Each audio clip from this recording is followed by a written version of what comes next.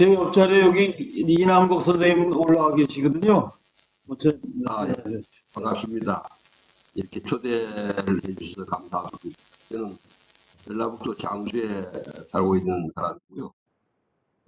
스스로 그 인문운동가라고는 정체성을 가지고 이렇게 보내고 있습니다. 반갑습니다. 예.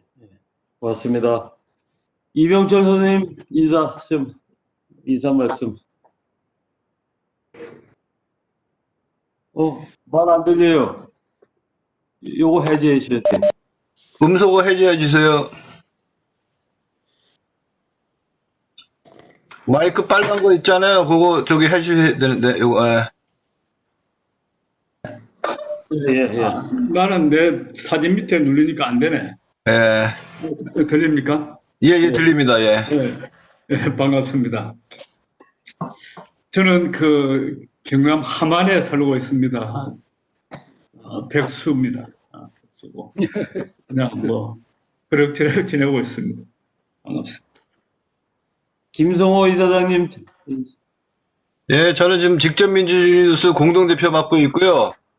예전에는 그 민주시민교육의 전당 시민과밀회 이사장을 역임했었습니다. 그리고 예전에는 그 KB손해보험 노동조합에서 87년도부터 한 5년 정도 노동조합 전임 간부를 했었습니다. 반갑습니다. 김성호입니다. 예, 반갑습니다. 양홍관 선생님 소개해 주시죠. 예, 안녕하세요. 다른 분들은 다 아는 분들인데요. 이남국 선생님께 제가 인사를 못 드린 것 같습니다. 저 예. 남양주에 살고 있는 양홍관입니다. 주로 생명평화자치협동 연대 이 한 5가지 정도의 화두를 가지고요. 주로 양평 남양주에서 활동하고 있습니다. 현재는 생명살림 주례협동조합 이사장 역할도 하고 있고요. 저기 양평 그물머리에서 생태리 공원 그물머리 숲을 조성하고 있고요. 이번에 12월 5일 날 개장을 합니다. 여러분 함께 초대하겠습니다. 반갑습니다. 예, 반갑습니다. 반갑습니다. 정호진 선생님 인사 나눠주시죠. 네, 반갑습니다. 정호진입니다. 저는 그 국제 NGO 생태리 공동체라고 하는 NGO를 통해서 인도와 아프리카, 말라위 등 해외에서 한 20년간 생명 농업에 기초한 행복한 마을 만들기 운동을 진행해 오고 있습니다. 그리고 또 지금은 경북 상주로 귀농을 해서 한국에서 도시농부 학교를 운영하기도 하고 생명 농업을 실천하는 농부로 살아가고 있습니다. 지금도 저희 집에 이렇게 그 모과를 따서 모과주를 담느라고 모과청을 담느라고 지금 열심히 농부로 살아가고 있는 중입니다. 이병철 선생님을 비롯해서 아는 분들 굉장히 반갑습니다. 네. 반갑습니다. 그런 말입니다. 네. 윤호창 선생님 인사해 주세요. 예, 안녕하세요. 윤호창입니다. 이병철 선생님하고 이남국 선생님 오랜만에 뵙습니다. 몇 해 전에 같이 중국 갔었는데 그 이후로 처음 인사드리는 것 같네요. 그런데 얼굴이 안 보여요. 얼굴이 왜 안 보일까요? 지금 저는 이제 그 복지국가 일을 좀 하고 있고요. 그 다음에 직접 민주주의 일을 좀 같이 하고 있습니다. 오늘 좋은 얘기 잘 듣겠습니다. 예. 저기 충북의 어미진 선생님 인사 나눠주세요. 네, 안녕하세요. 저는 괴산에 살고 있는 어미준이라고 합니다. 반갑습니다. 예, 반갑습니다. 반갑습니다. 김명 대표님 인사해 주시죠. 네, 안녕하세요. 반갑습니다. 저는 두뇌개발 두비공동체 교육문화 대표를 맡고 있고요. 그리고 그 지역의 문화예술 콘텐츠, 교육 콘텐츠를 공급하는 일을 하고 있습니다. 이남국 선생님, 그리고 이병철 선생님, 그리고 어미진 선생님 처음 뵙는 분들 인사드리고요. 너무너무 반갑습니다. 오늘도 열심히 배우겠습니다. 예, 고맙습니다. 감사합니다. 선생님, 부르셨나요? 김태희 선생님, 지금 부재 중인 것 같습니다. 그러면 지금 수요 포럼이 제6회째입니다. 직접 민주주의 민본 세상을 열어가는 수요 포럼 제6회. 오늘 주제는 지금 2021년 1월 중에 전국 민회가 준비위원회를 결성할 이럴 예정인데 오늘 그걸 앞두고 두 분 원로 선생님들을 모시고 그 민회에 대해서 시군구 읍면동에서 어떻게 민회 활동을 할 것인지 전국 민회에 대해서 기대하는 바는 무엇인지 이런 것들을 듣도록 하겠습니다. 한 20분씩 이남국 선생님, 이병철 선생님 차례대로 이렇게 발표를 해주시고요. 그 다음에 어미진 선생님, 양원관 선생님, 또 윤호창 선생님 이렇게 순으로 한 약 10분씩 발언을 해주시기 바랍니다. 먼저 이남국 선생님을 모시겠습니다. 박수로 환영해 주시기 바랍니다.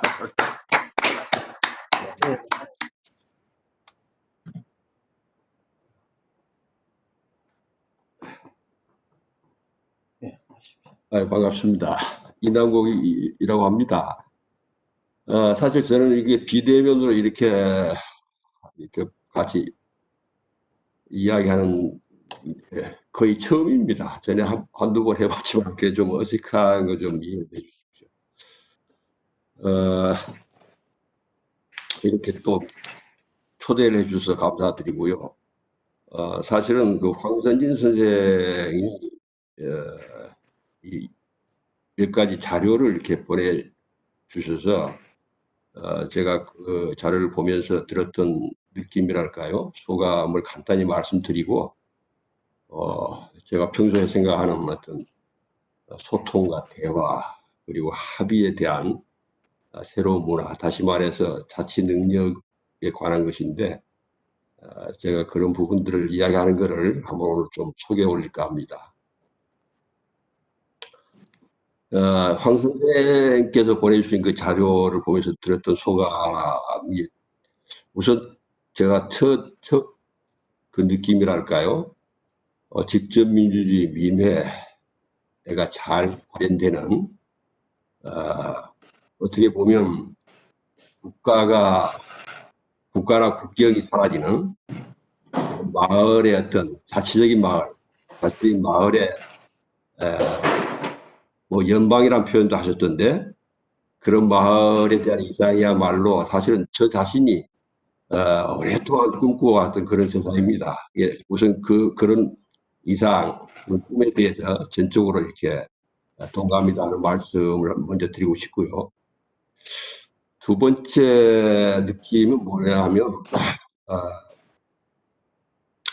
사실은 국가나 국경이 사라지는 세상이라고 하는 것은 지금의 소유제도 또 뭐 사회제도인데 특히 생산관계라고 하는 그런 비롯해서 사회제도 그리고 사람들 의식이 진보하지 않으면 사실 국가나 국경이 사라지는 세상은 생각하기 힘들다고. 다시 말해서 현 단계 직접 민주주의 민회가 잘 발현되는 그런 어떤 마을에 대한 이상은 1차적으로 국가를 통해서 그런 전 단계 여러 가지 과제들이 해결될 수밖에 없는 그런 단계를 지나고 있다 이렇게 말씀을 좀 그런 느낌이 들었습니다. 좀 다른 말로 표현한다면 지금 1차적 과제는 국가를 진화시키는 것이 1차적 과제다. 그래서 그 국가가 건강하게 진화하는 것이 사실은 국가가 사라져가는 과정으로 이어진다고 하는 이게 우리가 현실로서 받아들여야 되지 않느냐 하는 게 제 느낌이고요. 물론 이런 그 마을운동, 직접 민주주의나 민회를 지향하는 이런 운동들이 결코 경시되거나 이렇게 할 일은 아니라고 봅니다. 왜냐하면 지금 비록 현실적으로는 국가와 시장의 틈새에서 이렇게 실천할 수밖에 없는 그런 상황임에도 불구하고 언젠가 도래할, 만일에 인류가 지금의 위기를 극복하고 도래할 그런 세상에서 자치 능력을 신장하고 특히 어떤 그런 가운데서 또 실질적인 어떤 모델들을 창출할 수 있다면 이것은 반드시 우리가 힘을 합쳐서 성사시켜야 할 목표가 아닌가 이런 생각을 하고요.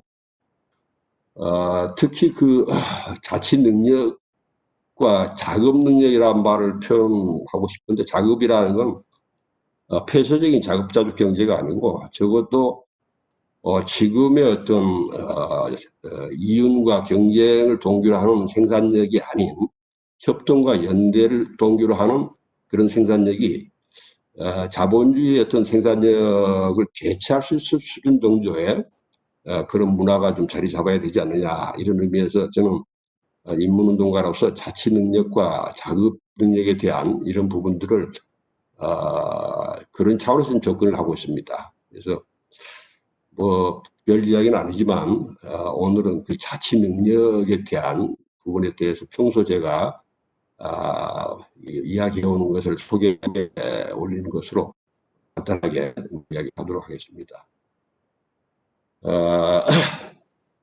자치 능력이 없는 사실은 민회라든지 마을 활동들이라고 하는 것은 어쩌면 사상 누각일 수가 있기 때문에 역시 여러 가지 요소들이 결합되어야 되겠지만 특히 이 부분에 대해서 저는 평소 생각을 하는데요. 첫째가 무지의 자각입니다. 이 서로 대화하고 소통하고 어떤 합의해 나가는 과정에서 가장 걸림돌이 되는 것이 바로 자기 생각이 틀림없다, 내 생각이 옳다고 하는 이런 그런 것인데요. 이게 아주 너무 오래된 하나의 그런 몸에 붙어 있는 태도 같아요. 근데 요새는 과학이 발달해서 중학교 과정에서만 해도 충분히 이해가 됩니다. 사람들은 이게 어떤 사실 자체, 그 자체, 실물 그 자체를 인식할 수 있는 존재가 아니라고 하는 것은 과학적으로는 충분히 이해가 되는데 이게 실제 생활에 오면 너무 오래된 그런 이 몸에 붙어 있는 태도가 자기 생각이 틀림없다고 하는 어떤 단정 이게 바탕이 되어 있습니다. 시간을 좀 봐야 될 것 같아요. 너무 오래된. 이 오래된 이제 불교 쪽의 이야기지만 장님과 코끼리라는 이야기가 있습니다. 이게 좀 아주 알기 쉬운 예가 되겠는데요. 장님들이 자기가 접촉한 그 코끼리의 어떤 그걸 가지고 이게 코끼리다, 코끼리의 모습이다. 배를 만져본 사람은 코끼리는 벽이다든지 다리를 만져본 사람은 기둥이라든지 뭐 이런 식의 어떤 유명한 일화가 있습니다만 이거는 장님이 아니라 보통 사람들에게 다 해당되는 이야기입니다. 사실은 우리가 어떤 실물을 보고 있다고 하지만 그 실물 자체를 보고 있는 것이 아니고 자기 수정체라고 하는 렌즈를 통과해서 망막이라고 하는 어떤 필름에 찍히는 그런 상을 사실은 그 실물이라고 생각하고 있는 것입니다. 우리가 보고 있는 건 실물이 아니라 각자의 망막에 맺힌 상을 보고 있을 뿐이죠. 따라서 자기가 틀림없다, 내가 본 것이 사실이다라고 하는 것은 착각입니다. 불교 쪽에서는 뭐 사람들의 그 관념의 부자위의 그 원천을 아주 간략하게 탐진치라고 해서 이렇게 삼독이라고 이야기하고 있는데 그 어리석음이라는 게 사실은 그 착각이 가장 바탕이 되어 있다고 생각합니다. 자기가 본 것을 사실 그 자체라고 착각하는 것. 이것 때문에 사실은 이게 사람들과 대화 소통이 안 되는 결정적인 그 바탕이 되는 것 같아요. 그래서 저는 인문운동가로서 가장 사람들에게 강조하는 것이 바로 무지의 자각에서 출발하자 하는 것인데 충분히 과학적으로 쉽게 이야기되는데도 실제 생활이나 사회적 실천에서 가장 안 되는 부분입니다. 그래서 이걸 연습하는 것, 무지를 자각하는 연습을 하는 것이 저는 이렇게 자치 능력을 만들어 가는데 핵심이 되지 않을까 이렇게 생각합니다. 시간 거의 다 됐어요. 아니요, 제가 말씀드릴게요. 예. 충분합니다. 두 번째는 그 무지의 자각을 바탕을 두면 결국은 그 다음이 진행이 되겠죠. 자기 생각이 틀림없다고 하는 그런 것에 두지 않고, 바탕을 두지 않고, 이를테면 단정하거나 고정하지 않고, 다른 사람들과 누가 옳은가 하는 것을 다투가는 논의가 아니라 대부분 지금 토론들은 그런 식으로 진행되기 쉽게 되어 있습니다. 왜냐하면 표현은 어떻게 하더라도 저도 TV에서 가끔 그 토론 같은 걸 볼 때 처음에 그렇게들 이야기합니다. 제가 생각하는 것이 틀림없다는 이야기는 아니지만 하고 출발하지만 진행되는 걸 보면 나중에 보면 결국은 자기 생각이 틀림없다는 식의 어떤 그런 바탕에서 이야기하다 보니까 누가 옳은가 하고 다투는 방식으로 진행이 됩니다.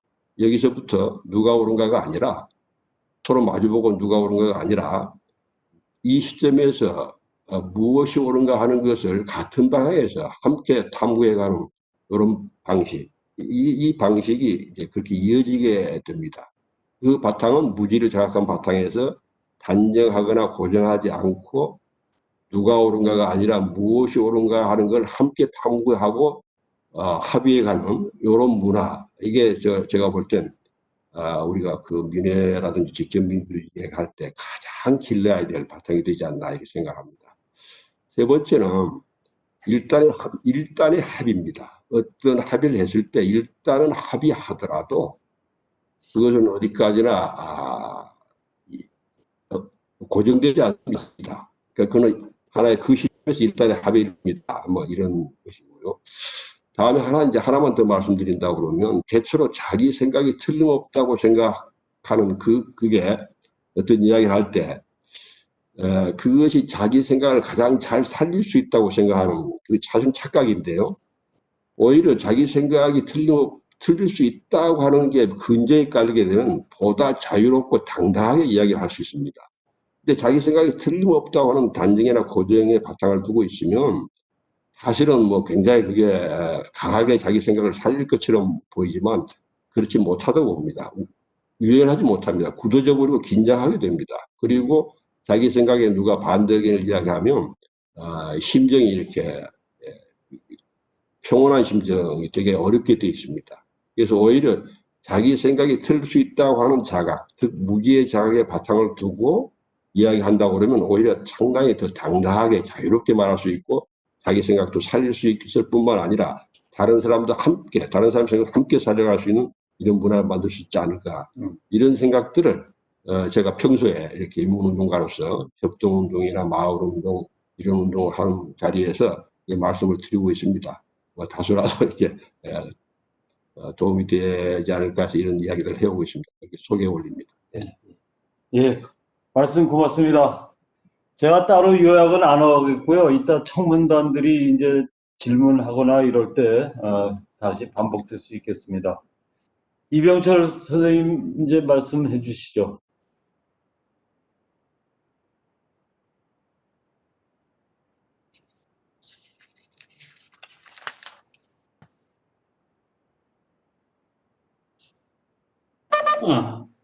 됐네. 네, 반갑습니다.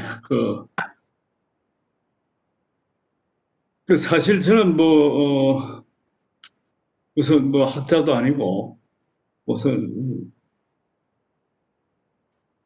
특별히 드릴 말씀 별로 없는 사람인데, 얼마 전에 우리 황선진 선생님께서 좀 이야기를 해달라고 그래서 좀 상당히 부담스럽기도 하고, 그래서 우선 남국 선생을 모시고 먼저 말씀을 좀 듣고, 저는 그냥 옆에서 좀 이렇게 그들로 되겠다 이렇게 해서 이제 자리를 같이 하게 됐는데, 아마도 황선진 선생이 저를 이 자리에 초대를 했던 것은 제가 87년에 그 국민운동본부 조직국장을 있을 때 이른바 국민운동 조직론이라는 걸 쓴 적이 있습니다. 그게 공식적으로 지금 여기 자료집에 또 수록되어 있는 건데요.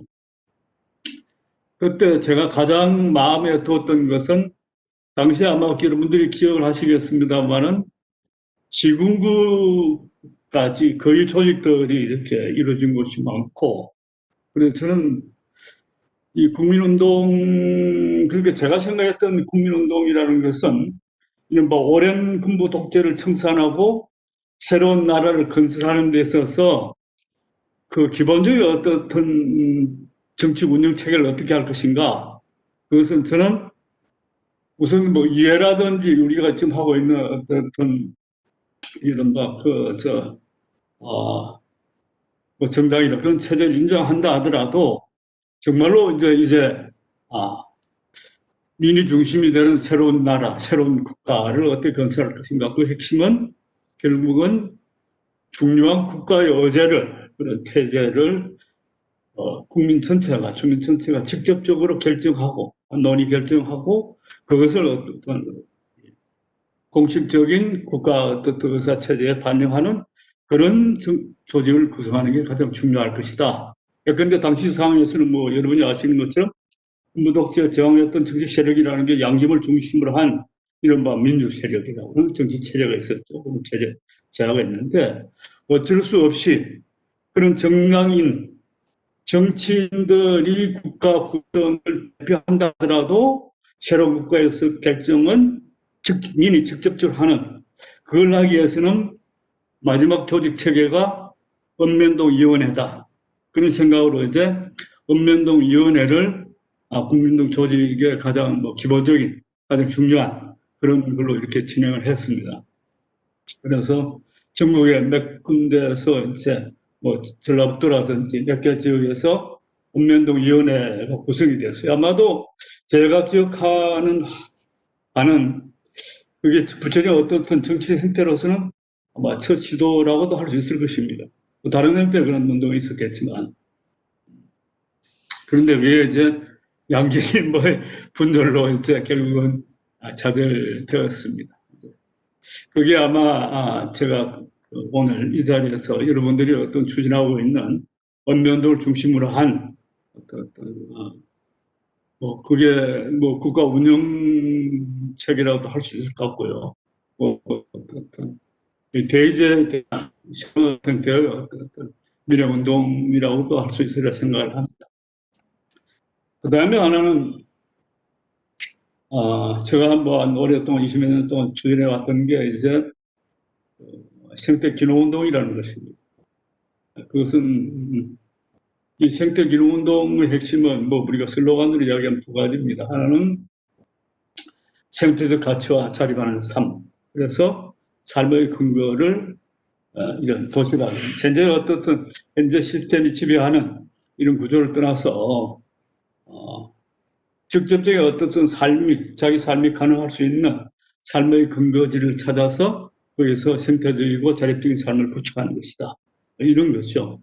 그게 이제 한 20몇 년 동안 이렇게 제가 해왔습니다.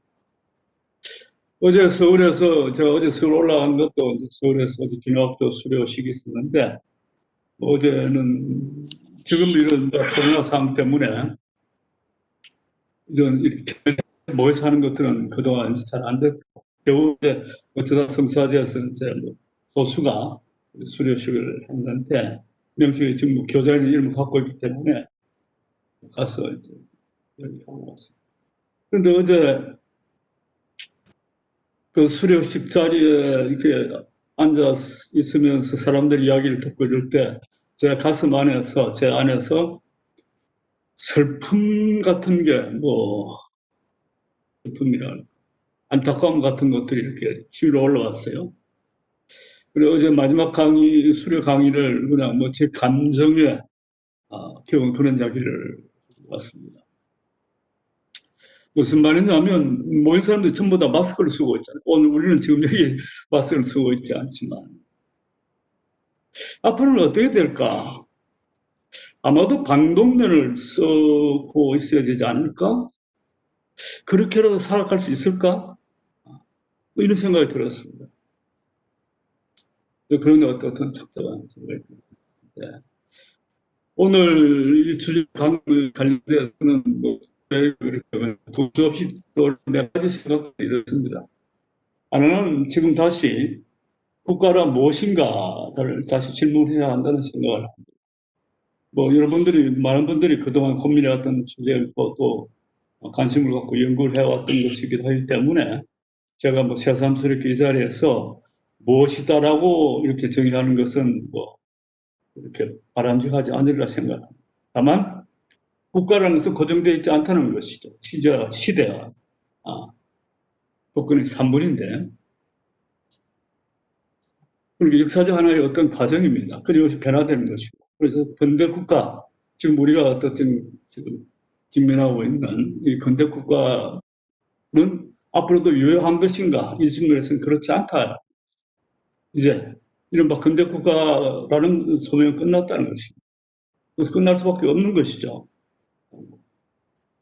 여러 가지 이유가 있습니다만은 현존, 우리나라만 하더라도 현존의 어떤 이 정당 또는 정치, 저는 정상배라고 생각합니다. 이런 정치꾼들에 의한 중요한 어떤 국가의 어떤 의사결정을 그들이 독점하고 관료들이 구체적으로 집행하는 이런 형태로서는 이 국가라는 걸 구성하고 있는 주인의 어떤 권리, 자기 어떤 실현할 수는 없는 형태라는 것이죠. 그건 현존의 국가체제, 근대 국가체제의 모습입니다. 뭐 여러분이 잘 아시는 겁니다. 전혀 국민들이 중요한 어떤 관심, 국민들의 어떤 삶과 생명과 생명이 관계되는 중요한 어떤 문제에 대해서 국민이 철저히 소화해야 됩니다. 저들이 농단하고 있는 체제죠. 그래서 이것은 지금 현재 때 정치인들이 중심이 되는 대의제, 특히 한국 같은 제왕적 대통령제로서는 절대로 불가능합니다. 이건 어떤 형태로 타파해야 하는 것이죠. 그런데 그보다 더 심각한 문제는 우리가 코로나 문제라든지 이미 기후 비상사태라든지 뭐 환경 생태계 같은 이런 파괴라든지 인류 전체가 어떤 삶을 결정할 수 있는 이런 어떤 조건 속에서 국가라는 단위로서는 이 문제를 해결할 수 있는 상황을 이미 넘었다는 겁니다.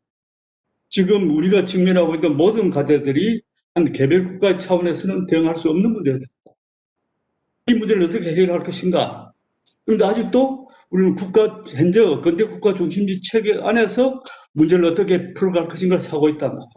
이 문제, 이 모순들을 넘어서지 않고서는 해결이 없다는 것이죠. 그래서 우선 이 두 가지 어떤 문제에 전착해서 어떻게 문제를 풀어갈 것인가. 그런데 국가의 발전 과제라는 단계를 보면 이것은 결국은 실제로 그 국가라는 그게 뭐 왕정이든 어떻든 거기에 실제적인 주인이 누구인가? 누가 그 체제의 주인인가? 주인으로서 권리를 실제 행사하고 있는가? 우리가 근대국가, 신국가, 뭐 군국가, 신국가를 하는데 실제는 국민들이 이 국가, 이 나라의 주인인가? 주인이라 그러면 주인으로서의 권리와 행사를 하고 있는가? 자기의 어떤 삶과 생명과 생명에 대한 중요한 결정을 직접 하고 있는가, 할 수 있는가 하는 문제. 그렇지 않다는 것이죠. 시민국가. 그렇지 않다.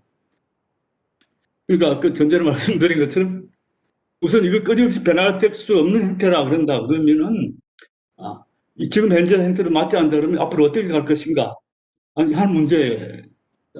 그건 뭐 이 문제에 대해서는 여러분들이 전문가고 그리고 또 이미 뭐 여러분들이 그 보내준 자료만 하더라도 그런 고민과 그에 대한 어떤 게 대안이라 그럴까 이 방안들이 이렇게 다 담겨 있다고 생각되는데 간단히 생각을 하면 제 생각은 간단히 생각하면 결국은 이 지구촌 우리가 이제는 우리의 어떤 이 뭐랄까 우리의 정체성을 민족이나 국가가 아니라 이제는 우리가 이 지구촌 시민이다. 지구촌의 어떤 생태 구성원이다라는 자기 정체성을 갖는다면 확인한다면 우리는 지구촌의 어떤 구성원으로서 어떻게 이 문제를 해결할 것인가, 어떻게 함께 살아갈 것인가는 당연한 결론이라 생각을 합니다. 그런 형태를 본다면은 지금까지 우리가 생각했던 국가 단위라는 것은 지구촌 연방이라는 형태는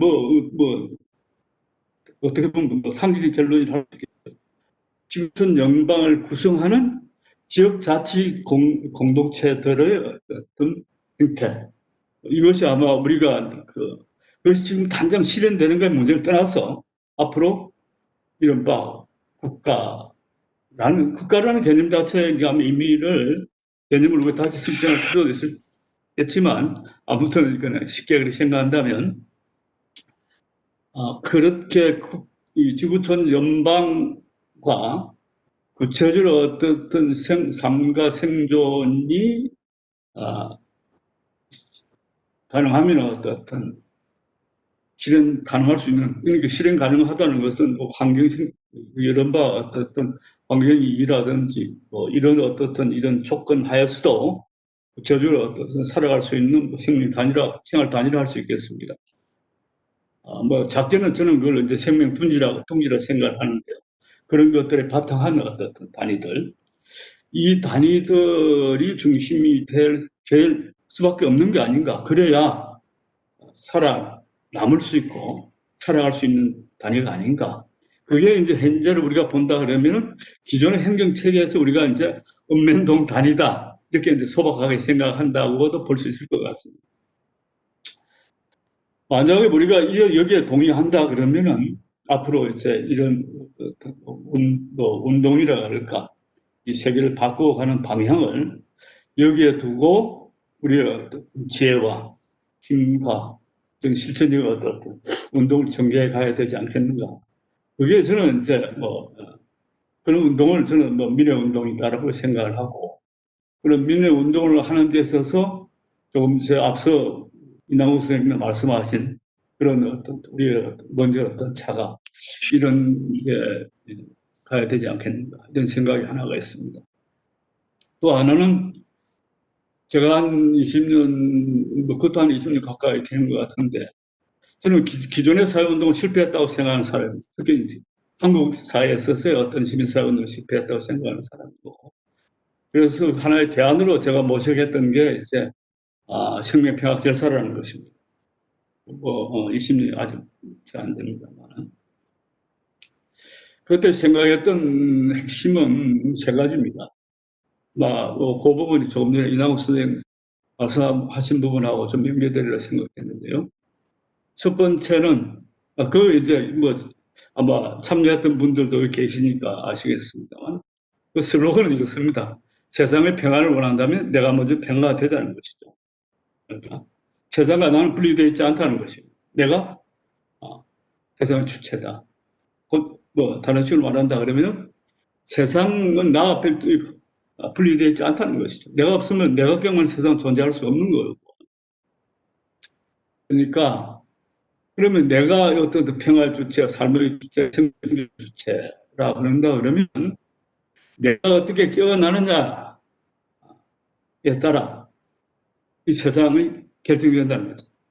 그러니까 이런 전쟁이라든지 분쟁이라든지 수많은 어떤 갈등, 이런 어떤 대립과 분쟁과 어떤 갈등이 일상화되고 있는 이 불타는 세상에서 이 세계를 우리가 평화의 어떤 세상을 만들기 위해서는 어떻게 해야 될 것인가. 그것은 결국은 우리가 지금 여기 여기서 어떻게 평화를 실현할 수 있는 거가 핵심이다. 그런 취지에서 시작했던 게 이제 생명평화 결사였습니다. 그래서 거기에서는 첫 번째가 이제 내가 곧 세상의 평화를 이루는 주체다. 달리 말하면 내가 이 나라의 주인이다. 내가 어떻게 하느냐에 따라서 이 나라가 결정이 된다. 이 사회와 이 나라가 결정된다는 어떤 자각입니다. 그러니까 내가 평화의 주체라는 것을 자각하고 내가 평화의 주체가 되기 위한 그게 이제 학습이라고 그럴까요? 수련이라고 그럴까요? 공부가 필요하다는 것이죠. 내가 그런 내 안의 평화, 내가 어떤 세상을 만들기 위해서는 내가 먼저 깨어나서 그런 능력을 갖지 않고서는 달리 어디에 누가 주어지는 건 아니지 않습니까? 그렇다 그러면 그걸 어떻게 그래서 제시했던 게 이제 생명평화학교 운동입니다. 살고 있는 그런 마을, 지역마다 생명평화학교를 만들어서 평화에 대한 학습, 평화의 주체로 능력을 감량하기 위한 학습이에요. 그 다음에 이제 하나가 그렇게 내가 평화의 주체라는 걸 자각을 하고 그런 능력을 내 안에 어떻든 평화에 내가 어떻든 세상의 주인으로 주체로서 이 나라의 어떻든 주권자로서 살아갈 수 있는 그런 능력을 배양을 하고 두 번째가 이제 내가 살고 있는 이 마을, 이 지역에서 평화를 실현하는. 그래서 우리가 살고 있는 이 지역이 삼터가 그런 평화의 어떤 삼터가 된다면, 평화의 어떤 지역이 된다면, 그래서 그런 것들이 모여서 이 한반도가 평화의 지대가 된다면 그것이 곧 이 지구촌을 평화롭게 하는 것이다라는 것입니다. 그러니까 첫 번째가 평화의 서약, 두 번째가 이제 평화의 능력 함장을 위한 평화의 학습, 세 번째가 내가 살고 있는 삼터를 평화의 주체, 평화의 그런 근거지로 서준을 만든다. 어떻게 보면 뭐 이게 친지라고 할 수 있겠죠. 그게 이제 그런 의미로 시작됐던 건데, 이런 것들과 지금 오늘 여기서 이제 저를 초대하신 분들이 지금 고민하고 지금 하고 있는 부분하고 일정 부분 어떻든 뭐 연계가 된다. 뭐 이런 생각을 저는 이제 지금 듭니다. 이야기가 참 두수 없이 됐는데, 제 경험이라 그럴까, 제가 생각하고 있던 건 제가 하나의 어떤 뭐 사회 실천해왔던 거하고 이런 그 지역 미래 또는 마을 미래라고 그럴까요? 하고 연계됐을 때, 뭐 정리해서 잠깐 말씀을 드린다 그러면은 떠오른, 제가 미리 준비를 잘 하지 못했으니까 떠오르는 대로 말씀드린다면, 첫 번째로는 뭐 그 첫 번째, 두 번째라고 뭐 갈려질 건 없습니다만, 첫 번째는 이 모든 핵심이 어떻든 생명이 되어야 되지 않겠는가 하는 생각이 듭니다. 그러니까 지금 마을 민해 또는 지역자치 민해도 그 핵심이 생명 민해 또는 어떤 생명 자치.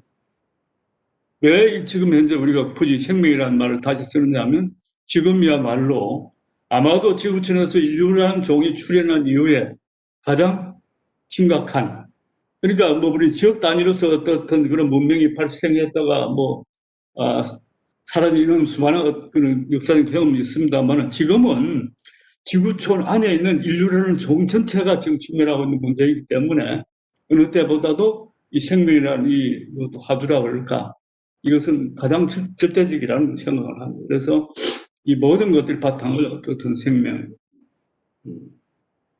두고 시작해야 되지 않겠나. 그렇다면 무슨 말이냐면, 우리가 추구하는 정치라든지 조금 우리가 어떤 추구하는 어떤 모든 것 핵심이 과연 이것이 살리는 것인가, 함께 살리는, 더불어 함께 살고자 하는 것인가. 그러니까 지금까지 우리가 추구했던 그 삶이 결국은 그건 뭐 어떤 사람들은 산업성장 사회라고도 표현하고 있습니다만은, 그렇다 그러면 물질 중심이라 할 수 있겠죠. 그렇다면 지금 우리가 새로운 어떤 지향의 키워드는 생명을 중심으로 하는 살리는 길인가, 함께 사는 길인가. 여기에 초점을 두는 어떤 것이었으면 좋겠다. 그 다음에 같은 이야기입니다만은, 이것은 각자가 여기 참여하는 각자가 깨어남을 바탕으로 해야 한다. 이 깨어남이 없이는 어떤 제도나 어떤 시스템이 주어진다 하더라도 그것은 뭐 인나고 선생님도 아까 말씀을 드렸습니다. 그런 전 사상 누각일 수밖에 없다. 스스로 민이 스스로 내가 어떤 주인이라는 어떤 자각을 깨어나지 않고서는 불가능하다. 지난번에 이른바 촛불혁명이라는 게 있었을 때 제가 썼던 것 중에 하나가 우선 이 대통령이나 이름부터 바꾸자는 이야기였습니다. 그때 제가 제시했던 것은 대통령 이름 대신에 총집사장이라고 쓰자. 이게 대통령이라고 이름을 하는 거니까요. 지가 마치 왕이라고 생각해서 모든 걸 자기가 할 수 있다고 생각해요. 뭐 선거제도. 그런데 이거는 우리가 주인이란 말이죠. 우리가 주인인데 주인 전체가 이렇게 살림을 할 수 없기 때문에 우리의 어떤 살림살이를 맡긴 거죠. 그걸 옛날 전통적으로 우리는 집사라고 그랬어요. 그런데 대통령이라는 것은 여러 어떤 집사들을 거느리는 큰 살림이니까, 나라는 큰 살림이잖아요. 큰 살림의 책임을 맡고, 그건 관리자란 말이에요. 관리 책임을 맡은 책임자. 그게 총집사장이다. 그러니까 부처 장관들은 이제 무슨 부처 집사가 되겠죠. 그렇게 된다면 우리가 그 호칭을 총집사장이라 부를 때 국민도 우리가 주인이라는 걸 안단 말이야. 문재인 집사장, 너 어떻게 해? 그따위 해도 되겠어? 좀 바르게 해. 그리고 그 호칭을 부르는 사람도 내가 이 집사구나 라는 걸 알 수 있단 말이에요. 우선 그런 어떤 사고나 어떤 바뀌지 않고서는 이 새로운 나라 만든다는 것은 불가능하다. 예컨대 저는 그런 생각을 하고 있는 사람. 그래서 어떤 첫 번째가 생명이라고 그러면 두 번째는 깨어나요. 우리가 어떤 주인의식을 회복하지 않고서는 어떤 형태로 한다 하더라도 그동안 우리가 여러 가지 국가 체제를 해왔잖아요. 근데 실제적으로 얼마만큼 우리가 어떤 주인으로서 자기가 권리와 어떤 의무를 해왔는가? 그렇지 않다. 그러니까 어떻게 깨어나도록 할 것인가? 그런 측면에서는 저는 이런 미래운동은 반드시 그런 어떤 지역 학당, 이를테면 지역 학교, 미래학교로 상관없겠습니다. 아직 반드시 배행되지 않으면 안 된다. 그래서 거기에서 같이 함께 학습하고, 그런 행태를 어떻게 할 것인가. 그리고 이제 또 하나는 자기 어떤 삶의 단위에서 그 지역의 어떤 문화라 그럴까. 자기가 어떤 삶의 문화를 구체적으로 이렇게 확장하고 그런 문화를 높이는 그런 게 바탕이 되지 않으면 안 된다는 생각입니다. 이건 저도 오랫동안 농민운동을 해왔던 사람인데요. 그리고 주변에 이제 도시 빈민운동이나 또는 노동운동하는 분들도 많았는데, 그러면 실패하는 가장 큰 원인 중에 하나가 자기 문화, 이를테면 저는 그런 픽업이나 이런 말을 쓰기를 별로 원치 않는 사람인데요. 자기 문화, 자기 집단, 자기 계급에 대한 존엄성의 상실입니다. 자기 문화를 갖지 않았다는 건 자기 존엄성을 상실하고. 그러니까 항상 뭔가 다른 거를 이렇게 따라하려고 그러고, 그걸 선망하고, 그런 거예요. 노동자들 보세요. 지금 이렇게 노동 갈등이 생긴 것은 자본가를 공격하다 결국은 이른바 민노총을 비롯해서 이런 대기업 중심 노조는 결국은 가진 자의 어떤 모습으로 바뀐단 말이에요. 그러니까 농민은 우리는 땅과 함께하는 땅에서 생명을 가꾸는 사람으로서 자기의 어떤 문화, 그것이 주는 기쁨, 그것을 부처자기 내면화하고 그것을 이렇게 지역에서 그걸 꼽혀내지 않고서는 우리 내면의 어떤 생명성을 극복할 수 없다. 그런 측면에서 지역 자치운동, 미래운동은 지역 문화운동, 자기 지역의 어떤 문화에 대한 어떤 상달이라 할까? 그것 스스로 어떤 기쁨으로 이렇게 함께하는 것. 이것이 이건 저는 공동체의 혼이라고 볼 수 있겠죠. 이게 저는 기본이다. 그러니까 법률을 이렇게 무슨 법률이 세계적으로 이렇게 그런 것도 이렇게 필요하겠지만 핵심은 그것을 어떻게 해가는가. 그러니까 우리가 이제 여러분들이 지금 아까 제가 그런 지역 자치법 같은 것도 잠깐 살펴봤는데 그런 것을 위한 입법한 노력을 해야 되지만 그런 입법한 노력과 동시에 더 중요한 것은 지금 살고 있는 그 장에서 그 터에서 그런 어떤 문화적인 어떤 자긍심을 실현할 수 있는 것들이 어떻게 하는가. 그래서 그 안에서 호혜시장을 만들고 해가는 이렇게 된다 그러면 핵심은 결국은 권력을 우리가 스스로 지금 우리의 권력을 실제로 빼앗겼잖아요. 우리 건데 빼앗겼단 말이에요. 관리자도 갖고 간 거야. 빼앗긴 거죠. 정치꾼들하고 관리자들한테 빼앗긴 건데 그거를 나는 직접적으로 어떤 투쟁을 통해서 빼앗아 온다는 방식은 그것도 필요할지 모르겠지만 그런 형태의 고전적인 어떤 혁명, 무장혁명이나 고전적인 어떤 권력 투쟁을 해서 찾는다는 것은 그렇게 쉽지 않을 것입니다. 그것도 필요하겠죠. 제가 오늘 아침에 페북에 올린 것도 4년 전에 썼던 내 제목이 잠깐 생각하지 않은 다시 혁명을 어쩌고 저쩌고 그걸 제가 좀 장머리를 올렸습니다만. 그러니까 핵심은 이야기가 좀 이렇게 중복이 됐는데 핵심은 그런 제도적인 법적인 어떤 그런 그 못지않게 또는 그에 앞서서 실제로 생활 단위에서 그걸 어떻게 실현할 것인가 하는 문제예요. 그리고 우선 저는 그걸 위해서 우선 그런 그 아까 말씀드린 학습회라는지 학습회라는 말은 좀 그 적절하던 말은 아니죠. 좀 좋은 말을 찾아서 그런 공부 모임을 하고 그리고 지역대 공부 모임을 해야 한다는. 뭐 저희 집에서도 좀 한 20년 가까이 이제 매달 모여서 공부하는 모임을 하고 있는데 아무튼 그런 걸 저는 전에 한번 그런 제안을 내가 YMCA한테 한번 했던 적이 있습니다. YMCA가 전국 조직을 갖고 있으니까 우선 그런 지역마다 그런 어떤 그런 공부 할 수 있는 걸 해서 거기서 이런 중요한 뭐 국가의 어떤 중요한 의제라든지 지금에서 우리가 치밀하고 있는 지구 존재 같은 과제라든지 이건 우리하고 분리되어 있지 않지 않습니까? 실제로 우리가 이런 위기를 지금 현재 어떤 이 절멸적 어떤 위기 상황을 좀 지연시키면서 구체적으로 지금 여기서 어떻게 실현할 수 있는 게 무엇인가 이걸 찾아간다 그러면 많은 길이 저는 있다고 생각을 합니다. 그런 것도 실제 해갈 수 있는 이런 형태. 아마 있으면 그냥 두 수업 이야기를 하는 이야기를 굉장히 많이 해버린 것 같은데 윤영 선생 그 이야기 이렇게 미안합니다. 뭐 시간도 모르고 그냥 했는데 정리를 하겠습니다.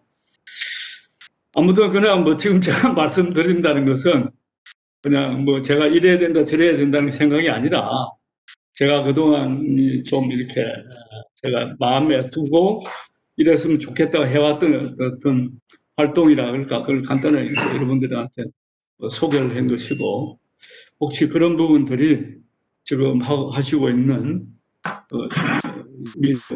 또는 어떤 지역 자치 자립운동 조금 무슨 어떤 상상력을 조금 보태는데 도움이 됐으면 어떡하나 이런 생각을 그냥 거칠게 두서없이 말씀드렸습니다. 미안합니다. 고맙습니다. 예, 고맙습니다. 아주 시간 가는 줄 모르고 말씀하셨고 저희들도 시간 가는 줄 모르고 잘 들었습니다. 두 분의 귀한 말씀을 잘 들었습니다. 이제 청문 및 의견 나눔 시간을 갖도록 하겠는데요.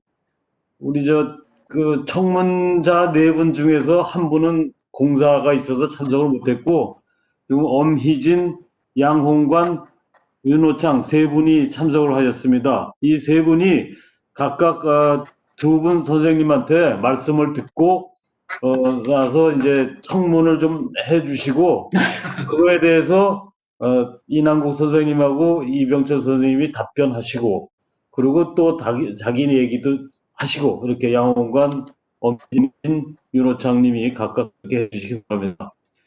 엄희진 선생님 먼저 하시겠어요?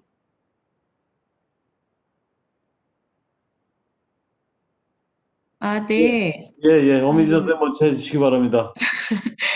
네, 저기 두 분, 선생님의 말씀 잘 들었습니다.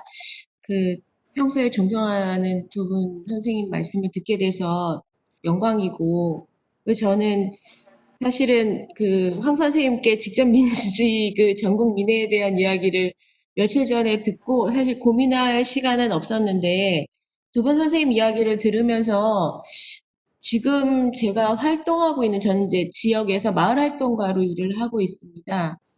그래서 마을 활동가로서 그냥 이것이 결국은 마을공화국 전국 민회에 가까이 가고 있는 길이 아닌가 하는 생각이 들었어요. 뭐냐면 어쨌든 저희가 코로나 시기를 지나면서 국가라는 것에 대해서 아까 이병철 선생님도 말씀하셨지만 선생님 말씀을 들으면서 국가가 생기기 이전의 시대에 대해서 다시 한번 생각해 보게 됐고 그리고 다시 우리가 그 시기로 돌아가야 되지 않을까라는 생각을 하면서 지금 저희 마을 활동가들 사이에서는 주민자치회를 만들고자 하는 각 읍면동별로 주민자치회 운동을 하고 있고요. 그리고 그 주민자치회를 만들기 위해서 마을 모임을 만들어서 계속적으로 공부하고 있는 팀들이 많이 늘어나고 있어요. 그리고 교육운동의 차원에서 봤을 때도 저희가 이전에는 혁신학교를 중심으로 그 엘리트를 만들기 위한 아이들 교육이 중심이 되었다면 요즘은 각 마을을 중심으로 해서 저희가 뭐라고 해야 할까요? 그 마을별로 그 지역에 맞는 교육 활동을 많이 해가고 있는데 저도 지금 괴산 지역에서 그런 교육 운동을 하고 있습니다만 저희가 지금 하고 있는, 아까도 저는 그 아이들을 만나면서 그 읍면동이 가장 가진 그 맹점이 지역에 아이들이 남지 않는다라는 거였잖아요. 근데 지역에 아이들을 남기기 위해서는 어떤 교육을 해야 할까? 아이들하고 어떤 활동들을 해야 할까를 고민하면서 요즘 가장 많이 하고 있는 것이 지역에 살면서 지역의 역사를 배우지 않는다라는 것과 지역의 삶의 문화를 배우지 않는다라는 것이었거든요. 그래서 아이들하고 우리가 함께 살고 있는 지역의 삶을, 마을의 삶을 그대로 교육에 가져가려고 애쓰고 있고, 그리고 저희가 아이들하고 학생들하고 같이 지역의 곳곳을 누비면서 지역의 문화, 역사들을, 살아있는 역사들을 지역민으로부터 배우고 그것을 학습하고 그것을 그 아카이빙하는 작업들을 하고 있는데 이런 활동들을 하면서 저희도 저희 나름대로 학생들하고 함께 꾸준히 학습하고 토론하고 그리고 또 지역민들은 지역민들대로 저희의 의견이 물론 뭐라고 해야 할까요? 저희는 요즘 이렇게 이렇게 되는 것으로는 뭐 후주민, 선주민 이렇게 나누고 있지만 그 선주민들이 내어놓지 않는 그런 그 주민자치위원회들이 있어요. 근데 그 위원회를 이 위원회는 좀 없애고 주민자치회로 만들고자 할 때 그분들의 저항이 굉장히 좀 심해서 저희가 이것들을 어떻게 해갈까가 제일 고민이고 그 사람들을 만나가는 작업들을 하면서 굉장히 좀 고민을 많이 하고 있는데요. 어쨌든, 직접적으로 마을에서 뛰고 있는 저희 활동가 같은 활동가들은, 사람들을 만나가면서, 학생들과 만나가면서 이런 활동들을 하고, 그리고 여러 선배님들, 선생님들께서는 이러한 우리가 가치를 중심에 두는 마을공학 전국민회가 또 옆에서 힘을 실어주신다고 하면 좀 더 저희가 원하고자 하는 그리는 꿈꾸는 세상이 좀 더 빨리 올 수 있지 않을까 이런 생각을 하고는 있고요. 그리고 사실은 이남국 선생님 말씀은 저희가 페북 통해서 계속 이야기를 듣고 있는데 읽고 있는데 그 항상 연습하는 거예요. 무지의 자각을 연습하고는 있는데 사실 잘 안 되고 있습니다. 늘 연습하려고 하는데도 아까 그 자치 능력의 핵심이라고 하실 때 굉장히 양심이 찔렸어요. 예. 항상 자기가 틀릴 수 있다는 생각을 하면서도 그 머릿속으로는 생각하고 있으나 학습이 되지 않음으로 인해서 누군가가 저에 대해서 옳지 않은 말을 틀리다고 얘기했을 때 가슴이 살짝 떨리면서 그런 것들을 경험해 볼 수 있었는데요. 사실 이러한 어떤 개별적인, 그런 연습들을 통해서 제가 아까 좀 잘 못 들은 것 같은데, 국가를 진화시킨다는 것과 어떤 연관이 있을까라는, 이 너무 개별적이지 않을까? 이걸 어떻게 해야 할까라는 생각이 좀 들었습니다. 그리고 지금 혹시 저희 그 마을이나 그 지역에서 하고 있는 이런 그 공동체 활동들에 대해서 이병철 선생님은 좀 알고 계시는지, 그리고 이렇게 활동하고 계시는 그 활동가들과 함께 이런 전국민회의 이야기들을 같이 좀 나눠 보았으면 더 좋겠다는 생각이 들었어요. 이게 서로 다른 길이 아니고 결국은 같은 길인데 원로 선생님들과 함께하면 좀 더 힘이 실리지 않을까 하는 생각이 들었습니다. 예, 말씀 다 하셨어요? 네. 예, 고맙습니다. 그 국가의 진화에 대해서 약간 그 말씀이 있었는데요. 이남국 선생님이 거기에 대해서 한 말씀 해주시기 바랍니다.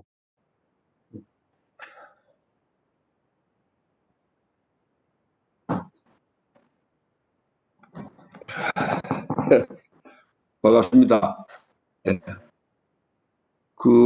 지금 어미진 선생 그 말씀하시는 거 잘 들었습니다. 상당히 활발하게 활동을 하고 계시군요. 그리고 아까 그 국가에 대해서 이제 제가 말씀드렸던 거는, 저도 사실은 오래전부터 국가나 국경이 사라지는 세상, 이걸 지금까지도 계속 그런 최고 이상으로 가지고 있는 사람으로서 말씀드리는 겁니다. 현 단계는 마을 운동, 마을 공화국, 뭐 이런 이상들을 실현하고 할 때는 어떻든 현실적인 어떤 그런 판단을 해야 되는데, 그것을 저는 1차적으로 지금 마을 공화국이라든지 마을에 대한 그런 이상들이 실현되기 위해서 갖춰져야 될 중요한 내용들이 있습니다. 무슨 이렇게 단위가 되게 자치적인 마을이 되는 그런 그 형태를 떠나서 그 마을이 담아내야 될 내용들이 이게 충족되지 않으면 사실은 참 어려운, 힘들다 이렇게 보고 있는데, 그게 좀 몇 가지 봅니다. 물질적 토대, 그 다음에 실제로 지금 있는 계급 구조 가지고서 그게 변화되지 않고서 어떤 마을이 실현될 것인가 하는 데 대해서 좀 생각을 해봐야 됩니다. 그리고 세 번째가 사람 자체의 진보인데, 사람 자체의 진보라는 것은 사실은 사람의 의식의 진화라고 봐집니다.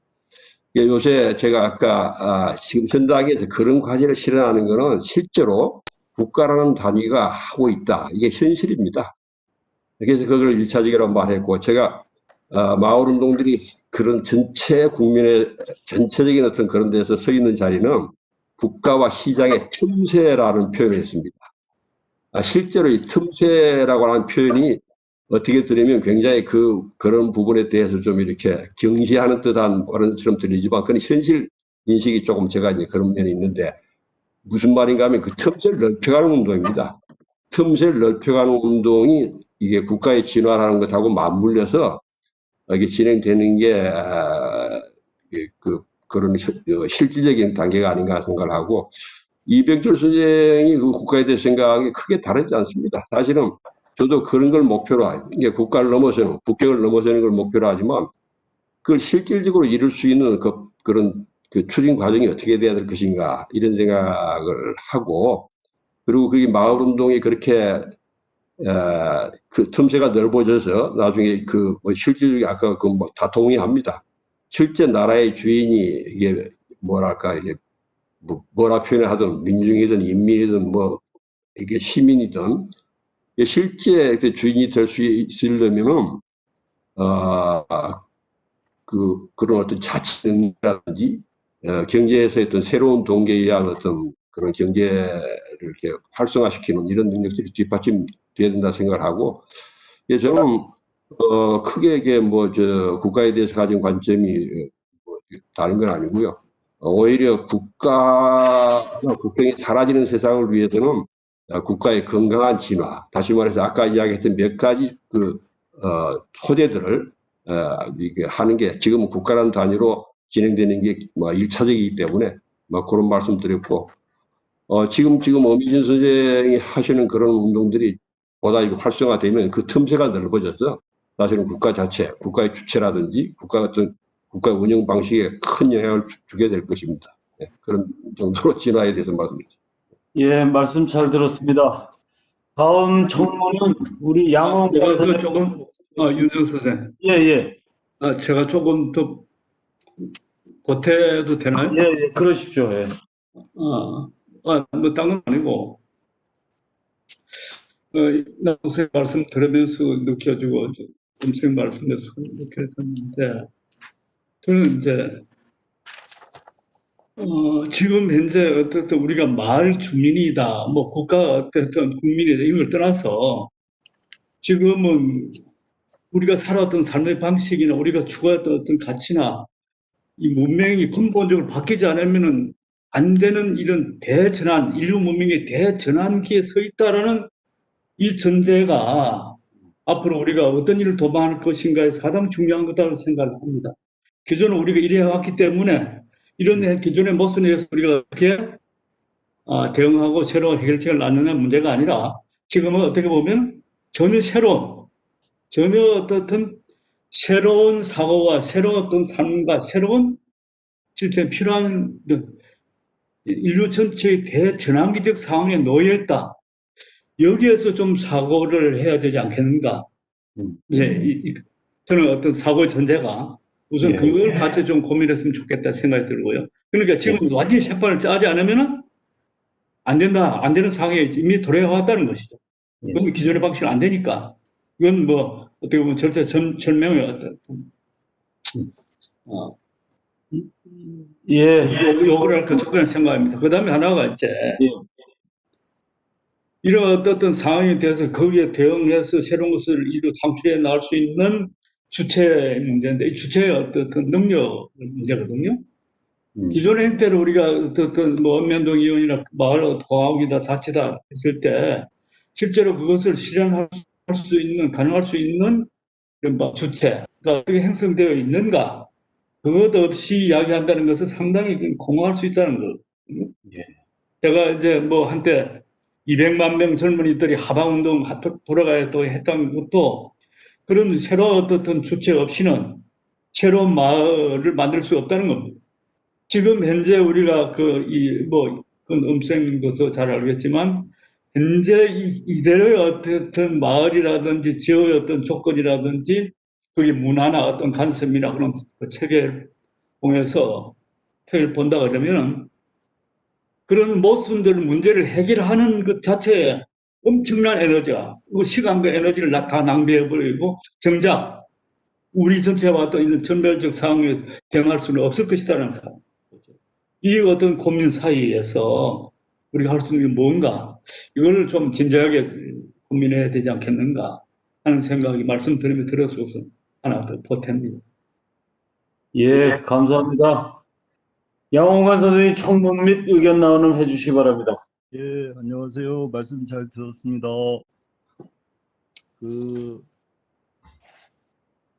두 분의 말씀에 관련해서는 이미 굉장히 동의하고 저는 그것을 지역에서 개인적으로는 20년 전서부터 이렇게 실천하고 있었습니다. 그래서 제 삶의 5가지 그 가치로 생명살림, 평화살이, 자치와 협동, 연대 이 삶을 살지 않으면 당면의 인류의 문제를 해결할 수 없겠다. 그리고 그것을 구체적으로 제가 살고 있는 남양주 그리고 마을 뭐 이렇게 해서 이제 20년 동안 삶을 이렇게 저렇게 살아왔습니다. 근데 삶의 이 세상이 변한다는 게 선언으로 또는 생각으로 변하는 게 아니라 아까 이남국 선생님 말씀처럼 또는 이병철 선생님 말씀처럼 뭔가가 이렇게 주체들이라든가 물질적 토대라든가 그다음에 사회 시스템이라든가 이런 것들이 변해 나가야 되는데 이런 변화들이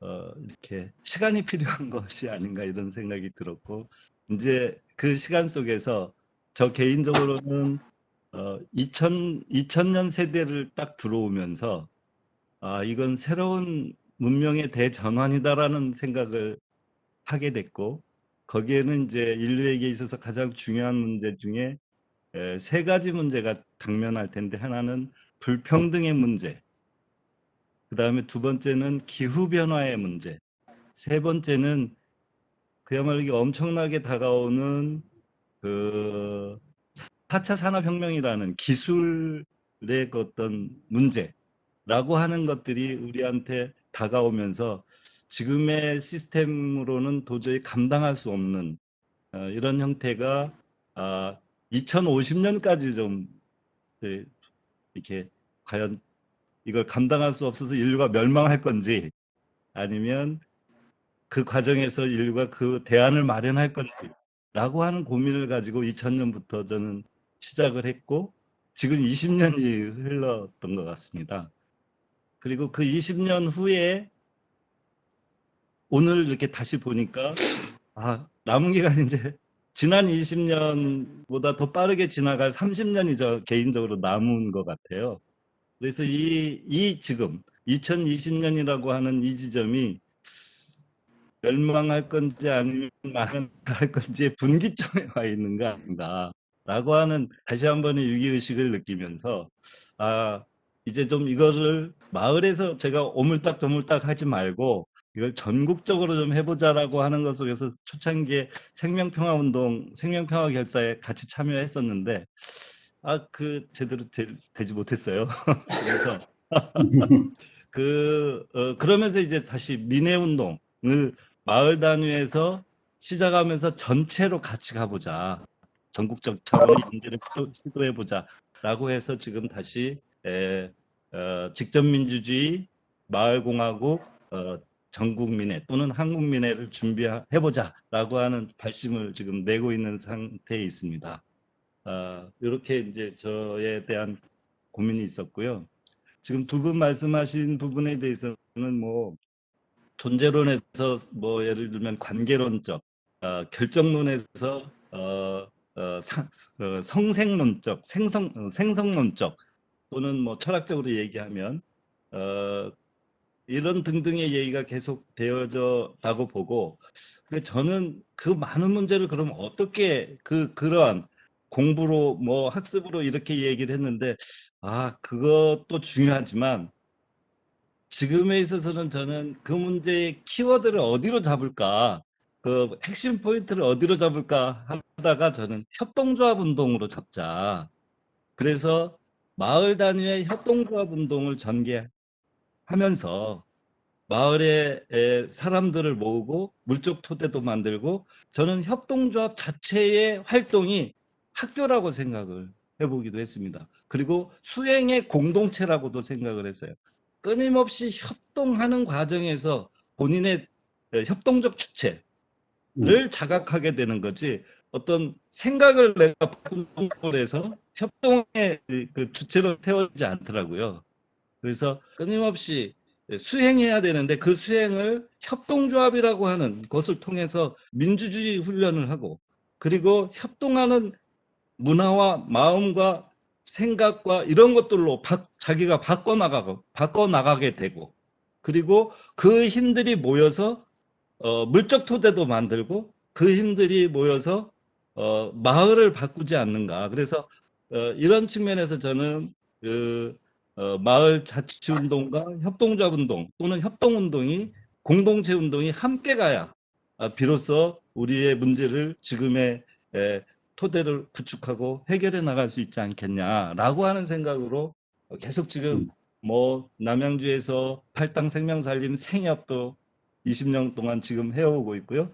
그 다음에 또 지금 사회적 협동조합 만들기도 하고, 그 다음에 다양한 형태의 협동조합의 연대를 실현해 보려고 하고 이렇게 있습니다. 그래서 제가 이제 질문을 드리고 싶은 부분은 마을 자치운동이라고 하는 것의 어떤 제도적 측면의 변화도 있고요. 그 다음에 마음의 변화, 정신의 변화 또는 문화의 변화, 사상 문화의 변화도 있고요. 그런데 이 두 가지 문제들을 구체적으로 해결해 나가는, 마을에서 해결해 나가려면 협동조합 운동을 또는 협동 공동체 운동, 함께 살기 운동을 지역 내에서 힘있게 벌려내지 않으면 저는 안 된다 또는 불가능하지 않느냐, 그 방법이 지름길이 아니냐 이렇게 생각하는데 두 분 생각은 어떠신지 이렇게 질문을 드리고 싶습니다. 그리고 이 질문 속에서 답변 드리면 조금 더 할 수 있는 얘기가 있었으면 좋겠습니다. 이상입니다. 이병철 선생님부터 한번 말씀해 주시죠. 양 선생 말씀에 대해서. 형님 먼저 말씀하면 그냥 컨디션 따라하려고 그러는데. 지금 협동조합의 운동도 형님 전공이잖아. 양호관 선생님 말씀 잘 들었습니다. 동감입니다. 사실은 제가 몇 년도인가 모르 기억이 안 나는데 오래전에 불교사회연구소라고 하는 연구소에서 그때 테마로 가졌던 게 새로운 인간, 새로운 사회, 새로운 문명이었습니다. 그게 연대 후반부터였을 것 같은데요. 그때 저는 과거에 사실은 젊어서 이제 사회주의 혁명을 지향했던 사람입니다. 그러다가 제 자신이 이제 사상적인 여러 가지 전환을 이제 하는 과정에서 좀 고충도 받았습니다만은 그 연구소에서 처음 소개했던 그 책이 몬드라곤에서 배우자라는 책이었습니다.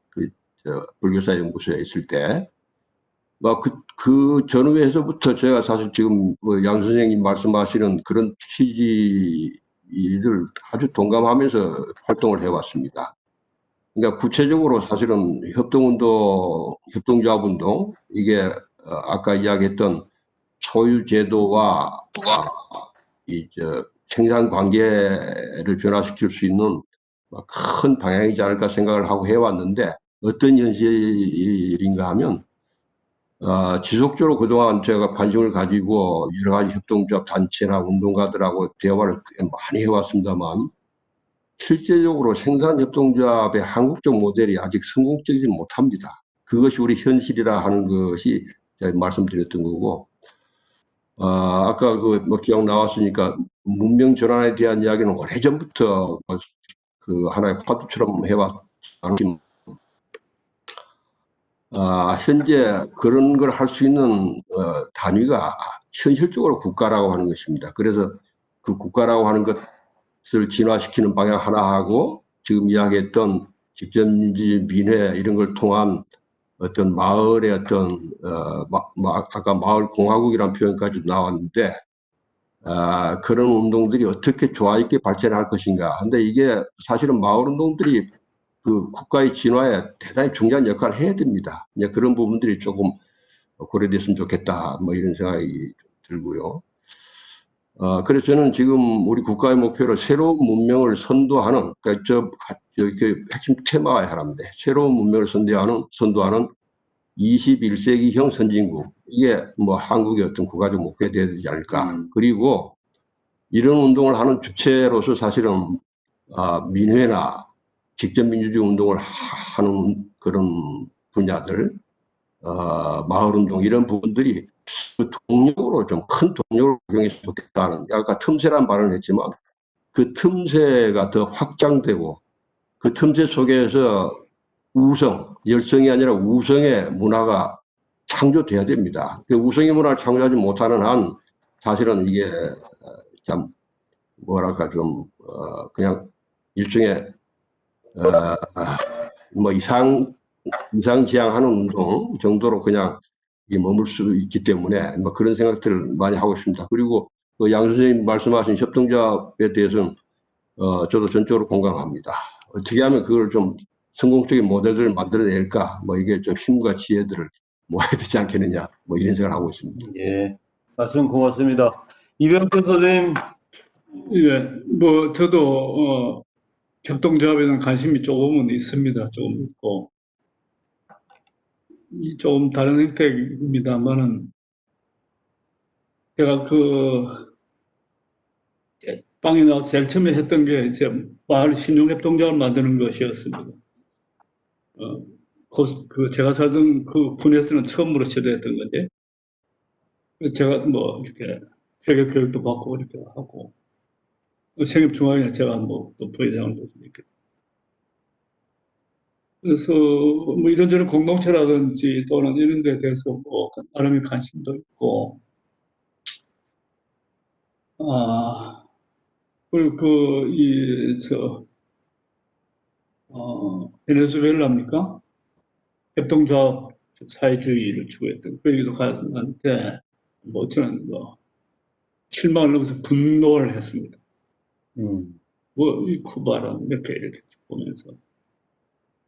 그리고 아시는 것처럼 전 이제 이 생협 같은 건 일본은 굉장히 발달이 했는데 지금 좀 이렇게 멈춤하고 있죠.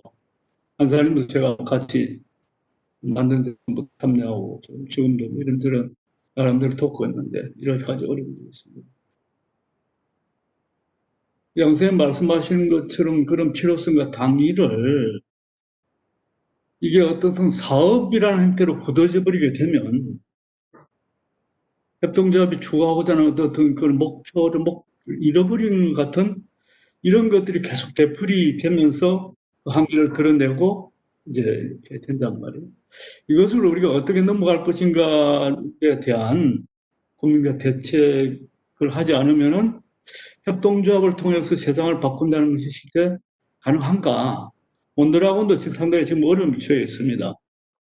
이제 이런 생각을 같이 하면서 제 말씀은 양쌤 추구하는 그런 부분에 대해서 다른 의견이 있다는 게 아니라 전적으로 그것을 공감하고 그게 구체적인 어떤 실천 방도를 생각을 하는데 그것이 실제로 어떤 실행하면서 드러내고 있는 어떤 모습들 그런 것에 대한 문제들 이제 고민을 좀 더 깊이 해야 되지 않겠나 하는 생각이 하나가 있고요. 주제하고 좀 다른 문제인데 아까 제가 말씀 중에 틀리지 않아서 오늘 하나 더 보탠다면 뭐 다 공감하고 있습니다만 이런 이 환경 생태, 이 기후 비상사태라든지 환경 생태 위기라든지 쉽게 말하면 개격병이라든지 이미 코로나 국내 드러났습니다만은 그리고 뭐 아까 양쌤 말씀하셨던 이런 기술 혁명이라거나 사채혁명 이런 형태로 된다 그러면은 정치 형태, 국가 체제나 정치 형태에서 가장 위태로운 게 에코파시즘, 방역파시즘. 그건 뭐 필연적으로 그러세요. 이미 지금 그렇게 증거가 시작이 되었고 그렇게 됐을 때 지금까지 우리가 추구해왔던 어떤 인류 진화,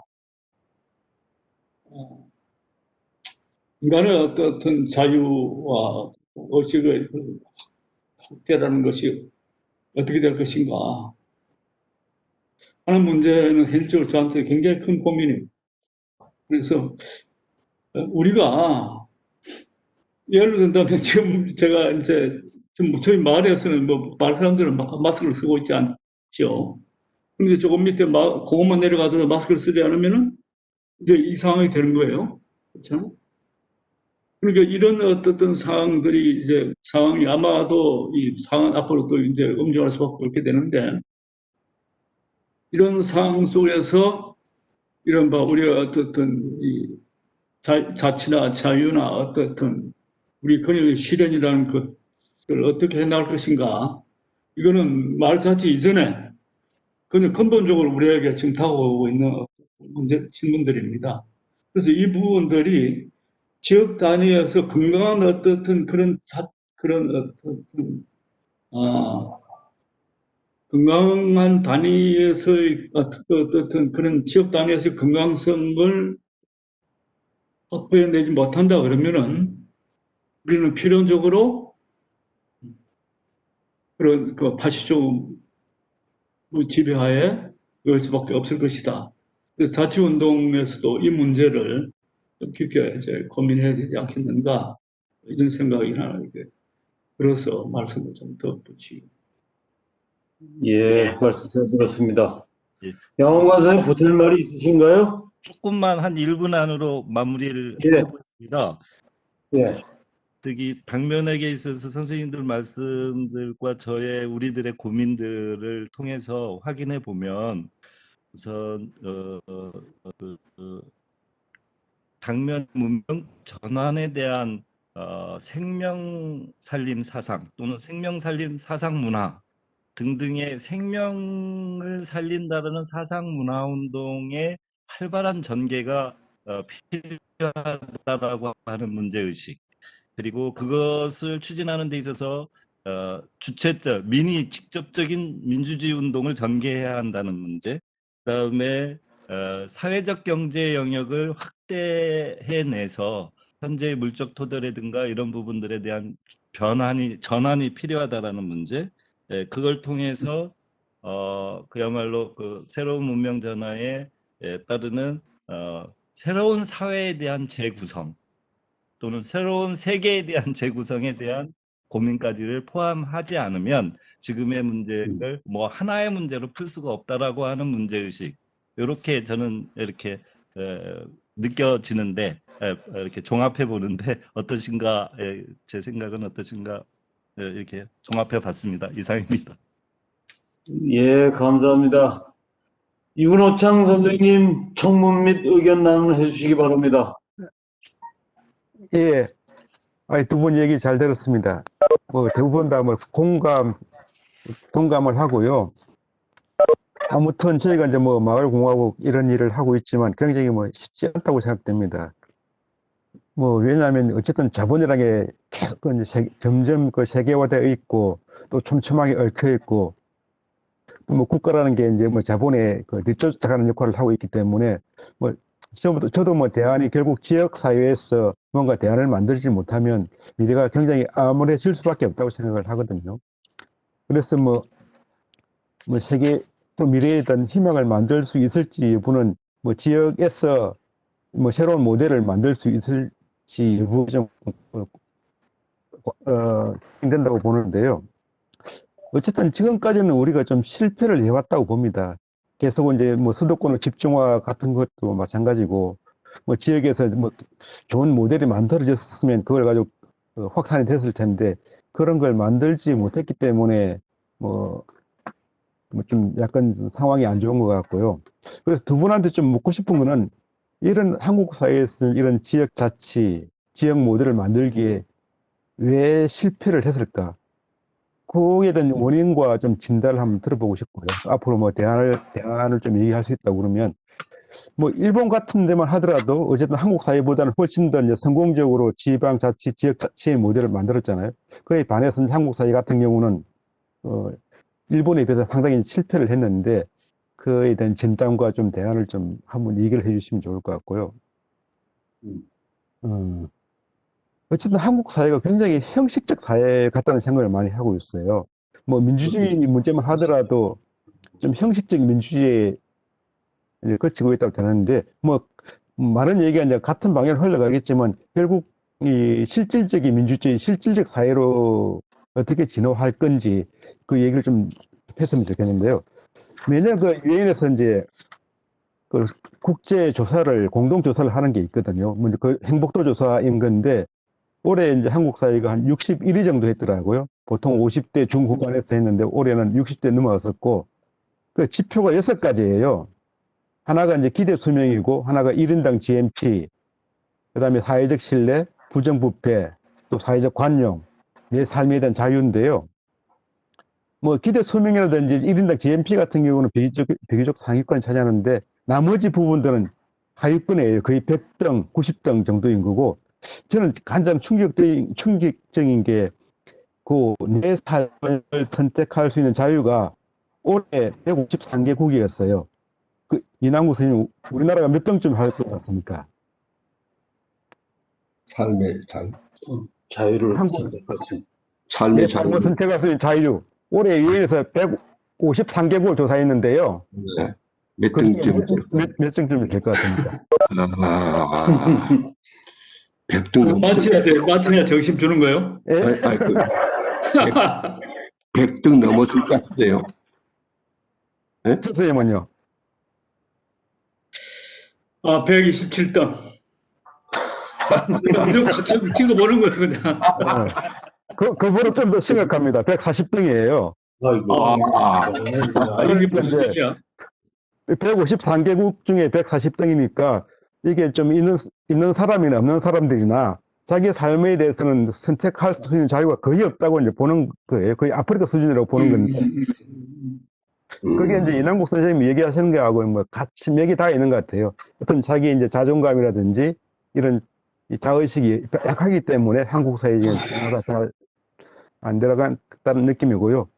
뭐 그런 얘기들은 뭐 대안들을 말씀을 하시는데 결국 핵심은 그런 사람들이 모여가지고 지역적인 모델을 어떻게 만들 수 있을 건지에 대한 좀 과거 이제 오랫동안 활동을 해오셨으니까 좀 분석도 한번 해보시고 앞으로도 어떻게 하면 할 수 있을 건지 좀 현실적인 얘기를 해주시면 좋겠습니다. 이상입니다. 예, 그럼 이남국 선생님부터 한번 말씀을 좀 해주시기 바랍니다. 한국 사회에서 자치가 왜 안 되는지 이것도. 사실 이게 저는 한국 사회가 짧은 기간에 엄청난 일들을 했습니다. 예, 사실은 엄청난 미천을 장만을 했는데 아마 식민지로 떨어졌던 나라들 가운데서 제가 이렇게 이를테면 그냥 말로 산업발전, 물질 토대, 또 아까 형식적인 민주주의라고 말씀하셨지만 사실은 그 선거에 의해서 정권 교체를 할 수 있을 정도의 그런 외형적 그런 제도적 민주화 이 두 가지로 하더라도 놀라운 것이라고 저는 보고 있습니다. 그런데 지금 말씀하신 것처럼 한 사람 한 사람의 삶 속에서 자유롭게 자기 삶을 선택하는 그런 게 아까 몇 개 나라 가운데 아주 하위에 속하는 것도 현실입니다. 그런 미천을 살려가면서 우리가 애써 만든 미천을 살려가면서 우리가 지금 부딪히고 있는 여러 가지 갈등 모순을 어떻게 해결할 것인가 하는 게 지금 현재 최대의 과제라고 이렇게 봐집니다. 오늘 뭐 이렇게 짧은 시간에 기자같이 이렇게 비대면에 익숙하지 못한 사람 말씀드리기가 좀 어렵습니다만은 아까 왜 그게 그렇게 좀 성공적인 일본하고도 대비해서 그런 게 성공적인 모델이 만들어지지 않을까 하는 거는 뭐 그런 과정하고도 관계되는 것 같아요. 개인의 해방이라는 게 급속도로 진행되는데 이 부분들이 약점으로 작용하는 부분이 있습니다. 특히 협동운동 같은 거 할 때 제가 그 이야기 드리는 게 상당히 이를테면 뭐라 할까요? 일본하고도 좀 다른 것 같아요. 제가 잘은 몰라도 일본 예전부터 그런 말이 있습니다. 한국 사람들은 이게 하나의 무슨 국민성이나 민족성으로까지 이야기할 성질은 아니지만 하나의 형성된 공동체의 문화가 있는데 예전에 했던 말인데 일본 사람들은 모이면 하나하나는 뭐 이렇게 별 볼 일 없는데 모이면 이렇게 뭐 진흙 같고 한국 사람들은 한 사람 한 사람 대단히 좀 똑똑한데 훌륭한데 모이면 잘 안 된다는 게 모래 같다 이런 이야기 예전부터 좀 들어봤는데 저는 이제 그런 표현을 좀 다르게 생각을 해봅니다. 좀 긍정적인 측면으로 본다 그러면 한국인들은 개별 주체성이 상당히 강한 편이다. 개별 주체성이. 그래서 이것이 지금까지 상당히 단점으로 작용해 왔지만 이 한국인들의 개별 주체성이 강한 부분을 조금 더 이렇게 긍정적으로 평가 보면서 그것을 어떤 협동운동이나 이런 부분 안에 어떻게 좀 이게 시스템적으로 이게 좀 조화시킬 수 있을지 이게 과제라고 보고 있습니다. 그러니까 한 사람 한 사람이 가지고 있는 어떤 그런 장점들, 특성들이 대단히 뛰어난 부분이 있지만 어떻게 보면 이게 서로 이렇게 협동하고 뭘 같이 만들어가는 데는 이게 지금까지 상당히 장애 요소를 작용했는데 이걸 장애 요소로부터 이 요소를 살리면서 어떻게 할 수 있는 그런 시스템을 창조해내는 방식. 예를 들면 뭐 협동운동, 협동조합운동 같은 걸 하는 분들이 구체적으로 좀 그 운동 안에서 좀 이렇게 고민도 하고 실험도 해보고 하면서 찾아가는 과정이 필요하지 않을까 이런 말씀드립니다. 예, 감사합니다. 이병재 선생님 답변 좀 해주시기 바랍니다. 우리 윤 선생님 이렇게라도 오랜만에 뵈니까 좋습니다. 근데 한번 또 발음쇼를 한번 가야 되는데. 말입니다. 이 말씀을 들으면서 생각드는 게 조금 전에 이낙호 선생님도 말씀을 했습니다만 우리가 어떻든 이런 이 짧은 기간 동안에 지금의 어떻든 이런 거를 추구하기 위해서는 그런 압축 성장에 따른 많은 갈등과 모순들이 있지 않습니까? 특히 이제 국경 성장으로 인한 어떻든 확장된 부를 어떻게 나눌 것인가, 누가 가질 것인가, 이런 부분들의 주도권이 정치권에게 넘어가게 되고, 이 정치가 분열의 정치로 이렇게 계속 이끌어져 왔다고 생각이 듭니다. 그건 식민지 해방과 그런 한국 전쟁이라는 걸 통해서 그게 해결되는 게 아니라 더 이렇게 심화되면서 지금 그런 어떤 악습이 현재 정치 풍토 중심을 이루고 있는 거죠. 지금도 경험하고 있는 것처럼 진영 중심의 이런 것들이 제가 보면은 두 가지. 하나는 그 시민운동 자체조차도 어떻든 정파적인 행태로 지금 다 이렇게 휩쓸려 가는 행태를 봅니다. 이건 뭐 시민들이 자기 주체의 어떤 정치 세력이나 정당을 활용하는 게 아니라 그냥 편드는 형태로 이렇게 그냥 이렇게 폭소하는 형태로 돼버렸단 말이죠. 그러니까 어떻든 그런 그 조금 전에 윤 선생님 말씀하신 것처럼 지역에서 스스로 어떻든 자기 자체 역량을 통해서 자기 도움을 실현해 갈 수 있는 이런 부분들이 정치적인 어떤 편가름으로 다 그냥 이끌려 뭐랄까 흡수돼 버리는 통합돼 버리는 지역에서 단일가서 이제 이런 형태로 되는 부분들이 좀 굉장히 중요한 어떤 영향을 미친 게 아닌가 이런 생각을 저는 이제 말씀을 드리면서 이렇게 하게 되고요. 제가 이제 오래 관심을 갖고 우리 영생도 뭐 많은 그 부분 관심을 갖고 있다고 보여지는데 그 플라우트 사상이라는 부분 때 뭐 상당히 관심을 갖고 또 현지에도 가보고 또 하고 최근에 이른바 새로운 어떤 나라 새로운 정치가 되면 어떻게 될 것인가를 생각을 해보면서 그 부분이 또 이제 해동하고도 굉장히 관계가 되고 자치도 관계가 되는 것이고요. 그리고 최근에는 그 생명으로 돌아가기 좋아하는 몇이 이런 걸 보면서 이제 이런저런 생각을 하게 되는데 그 우리가 어떤 그런 생활 단위 그러니까 어떤 말이나 어떤 생활 공동체에서 그런 자치 역량을 제대로 이렇게 쌓아서 그런 실현을 가지 못한 원인이 무엇이 있을까? 그런 생각을 이제 그런과 관계돼서 이렇게 생각을 하게 되었습니다. 근데 정직하게 말하면은 저는 그 질문에 대한 답은 윤 선생이 현장을 통해서 지금 그 내가 이야기를 들어야 되는 거 하는 생각이 들고요. 조금 뭐 엉뚱한 생각입니다만은 이 어떻든 이 위기의 상황에서는 약간 우리가 지금 집이 불타고 세계가 무너지고 있는 어떤 이런 절박한 상황 속에서는 부가 같이 상황이 일어난다고 보십니다. 아까 말씀드린 것처럼 분명한 것은 정상적인 형태의 대응은 이제 불가능한 거죠. 불가능한 시점이 왔는데 비상한 국면에 대한 비상한 대처 이런 국면인데 하나는 이 사회적 갈등과 이런 대립이 훨씬 더 심각한 사회적 어떤 안오미 다시 말하면은 거의 뭐 내란적 형태의 어떤 갈등들이 심화되고 오히려 그렇게 이렇게 흘러서 그 파시즘이 전면화될 수밖에 없는 상황이 저는 거의 뭐 그렇게 될 수밖에 없으리라 생각을 합니다. 이대로 간다면 그게 필연적인 진행 형태다. 그걸 우리가 예견을 하고 그렇게 그걸 그러면 우리가 막아낼 수 있는 길이 무엇인가?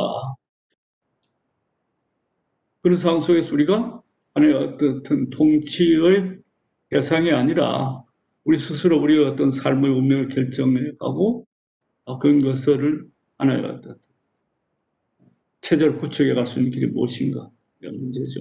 우리가 이제 고민하는 것처럼 그 바탕 힘이 구체적인 어떤 자기 삶과 그 현장에 실어나야 된다고 생각하는 게 되는데 전면적으로 그 지역 자치를 어떻게 할 것인가의 문제와 함께 그 전제는 나는 그런 사람들을 달리 말하면 혁명을 하기 위해서는 혁명가들을 길러내는 생태의 어떤 문명을 실현하기 위해서는 생태적 인간을 먼저 길러내는 작업이 중요하다.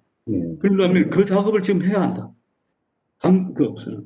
그래서 저는 여기 하시는 분들이 저는 우선 그런 지역 단위가 더 힘들다 한다 그러면은 우리가 여러분들이 그런 어떤 지역 자치랄까 우리가 마을 공학이나 이런 어쨌든 간에 어떤 생명 자치, 생활 자치, 생태 자치를 위한 그런 대대적인 운동을 그러니까 교육 운동이죠. 학습 운동, 학교를 만들고 전국단 학교를 만들고 즉 가능한 지역 단위를 만들고 지금 온라인 이런 걸 할 수 있잖아요. 그것부터 시작해야 한다. 그래서 그 사람들이 구체적으로 어떤 지역 현장에서 그런 동료들을 이렇게 확보해 가면서 해야 되지 않겠는가. 그것이 없이 우리가 지역에서 뭐 이렇게 한다는 것은 그걸 갖고는 지금 분란 상황에서 병하기는 아닌 것 같다. 이런 생각이 들어요.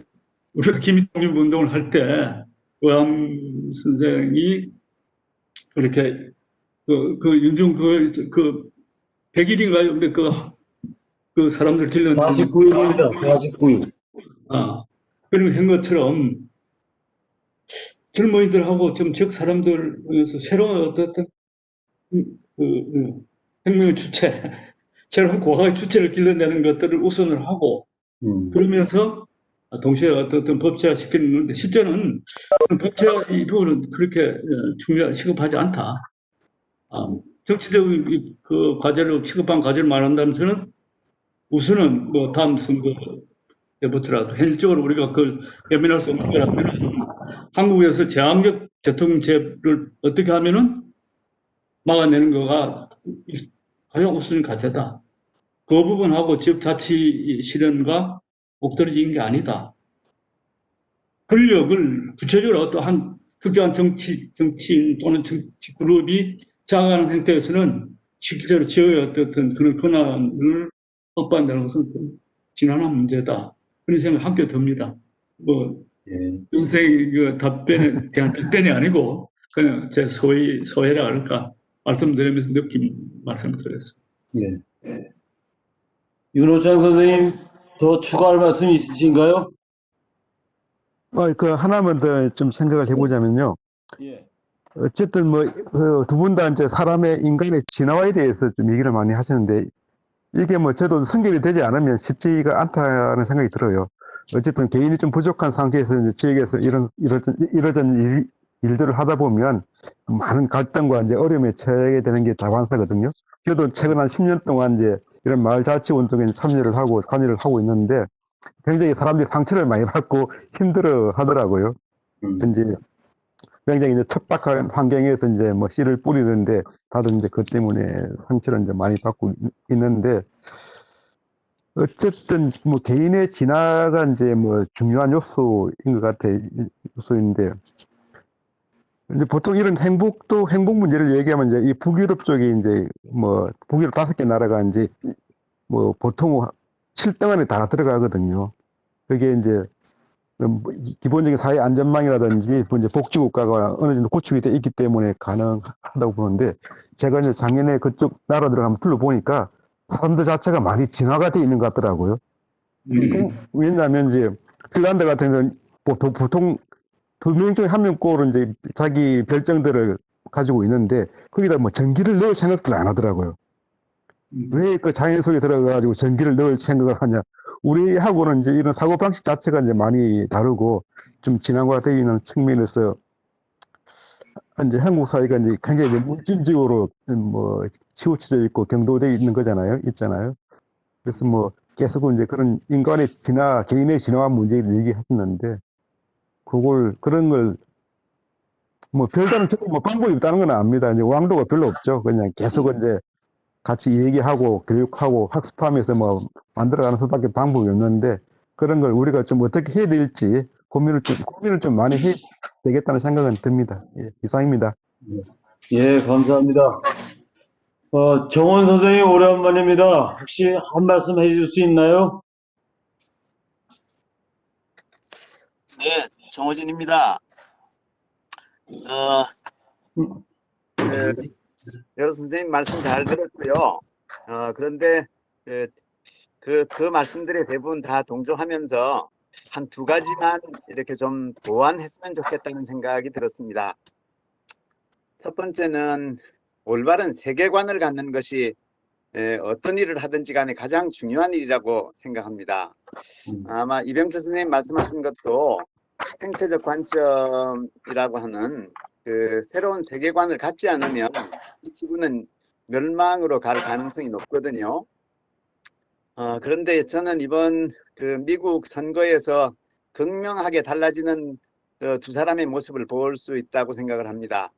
하나는 그 사업가였던, 말하자면 자본 중심의 사고를 했던 트럼프에게서는 철저하게 미국 대통령이면서도 자국 중심의 그런 정책을 폈거든요. 이익을 위해서는 수단과 방법을 가지지 않는 자본의 속성을 그대로 드러낸 정치가였죠. 그런데 비해서 다시 이제 바이든은 그래도 탈퇴했던 파리 협약에 다시 가입하겠다. 대체 에너지에 집중하겠다. 한국에 어떤 이익이 되든지 안 되든지 그건 떠나서라도 정말 한 정치가가 어떤 세계관을 갖느냐에 따라서 상당히 정치는 달라질 수 있다고 생각합니다. 그런 점에서 우리가 사고는 그래도 지구촌적으로 글로벌적으로 태야할 것이고, 실천은 지역에서 성실하게 지역을 변화시켜가고 마을을 변화시켜가는 그런 생각을 갖는 것이 바람직하지 않을까, 그런 생각이 들었습니다. 그래서 올바른 관점, 그러니까 협동조합을 하든 마을공학을 하든 자기 이익에만 집착하는 것이 아니라 지구촌을 생각하면서 지구촌의 미래를 생각하면서 하는 그런 정치가 올바른 민주주의가 이루어져야 된다는 생각이고요. 자, 두 번째는요. 문제를 볼 때 좀 종합적으로 이제는 보았으면 좋겠어요.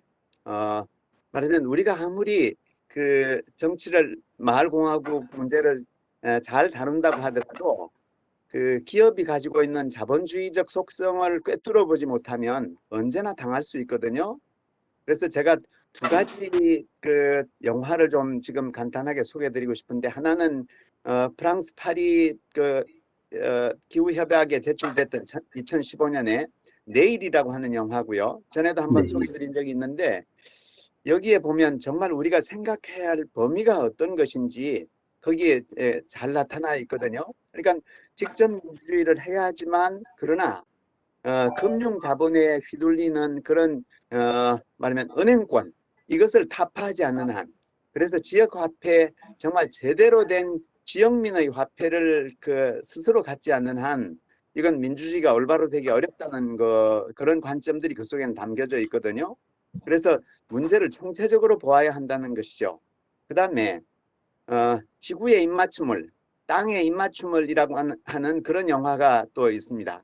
이 영화를 보면 그동안은 기후변화 위기에서 농업이 차지하는 비중이 한 20% 정도 된다는 그런 생각을 했는데, 20%만이 아니라 새로운 기후변화를 말하자면 해결해낼 수 있는 가능성을 농업에서 거기는 발견해내고 있습니다. 자연처럼 경운하지 않는 무경운 농법으로 바꿔야만, 그리고 항상 땅에 푸른 초록이 가득할 수 있도록 하게 되면 대기 중에 있는 탄소들을 땅속으로 식물이 다 저장할 수 있기 때문에, 그런 것들을 이렇게 생각해서 현대의 농법을 바꾸지 않으면 기후변화 위기를 해결해내기 어렵다, 이런 관점이 있어요. 말하면 굉장히 적극적인 농업에 대한 적극적인 새로운 관점들이 있는데, 저는 민주주의가 제대로 되기 위해서는 이런 문제를 종합적으로 보고 정말 지구촌을 어떻게 우리가 구할 수 있을 것인가에 대해서 함께 생각해보는 그런 마을공화국이 됐으면 좋겠습니다. 네, 이상입니다. 예, 감사합니다. 이 자리에서 가장 젊은 한진명 대표님 한번 말씀해 주시기 바랍니다.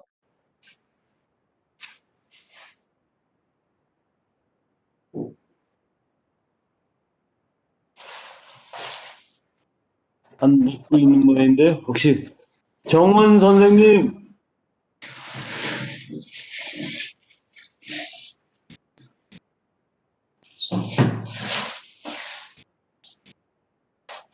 안태영 선생님 발언하실 수 있나요? 안태영 선생님. 안 되는 모양이네. 우리 3일 서울문예 부의장 정혜랑 선생님 한 말씀 해주시기 바랍니다. 네, 두 분 선생님 말씀 아주 잘 들었습니다. 그리고 깊은 울림이 오네요.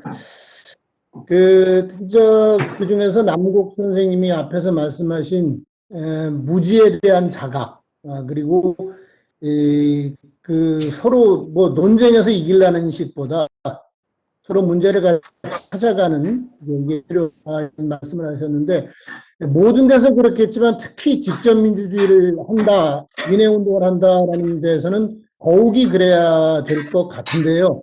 저 자신도 성찰하지만 과연 직접민주주의를 얘기하는 사람들이 그런 면에서 더 나은가라는 점에 대해서 참 회의가 될 때가 많아서 좀 안타까울 때가 많습니다. 근데 어쨌든 뭐 그렇고, 저는 이제 이렇게 생각을 합니다. 우리가 앞에 지금까지 했던 운동이 그게 실패든 성공이든 어쨌든 우리가 그 조건 하에서 나가야 된다라는 거기 때문에 그거에 따른 좀 더 구체적인 이런 내용, 이런 것들을 우리가 찾아가고 그리고 대안을 모색해야 되지 않을까, 이런 생각이 들었습니다. 예, 고맙습니다. 이제 마무리해야 될 시점인데요. 이제 한 말씀 해주실 분 있으면 해주시기 바랍니다. 김성호 이사장님. 네, 오늘 말씀 잘 들었고요. 앞으로 제일 중요한 부분이, 저는 학교들, 학생들, 초중고 학생들에게 이런 여러 가지 부분에 대해서 교육이 좀 바탕이 되면 좋겠다. 지금 이 진보 교육감들이 다 포진하고 있다 그러는데, 이런 부분에서의 교육 부분이 좀 개혁이 좀 시급하지 않을까 하는 그런 생각을 해봅니다. 이상입니다. 예. 안태영 선생님 발언할 수 있나요? 네. 자, 그러면 지금이 시작한 지 쉬지 않고 했거든요. 100분 지났습니다. 네, 애들 많이 쓰셨고요. 이상으로 직접 민주주의, 민본 세상을 열어가는 포럼을 모두 마치고, 오늘부터 이제 녹화가 제대로 됐거든요. 예. 우리 김성호 이사장님께서 잘 축약을 해서 유튜브에 올릴 것입니다. 우리 이병철 선생님 말씀하신 거, 이남국 선생님 말씀하신 거, 더 많은 사람들한테 이 소식이 전달되기를 이렇게 바랍니다. 예, 이상으로 모두 마치겠습니다. 수고하셨습니다. 네, 지금 마치겠습니다. 감사합니다. 네.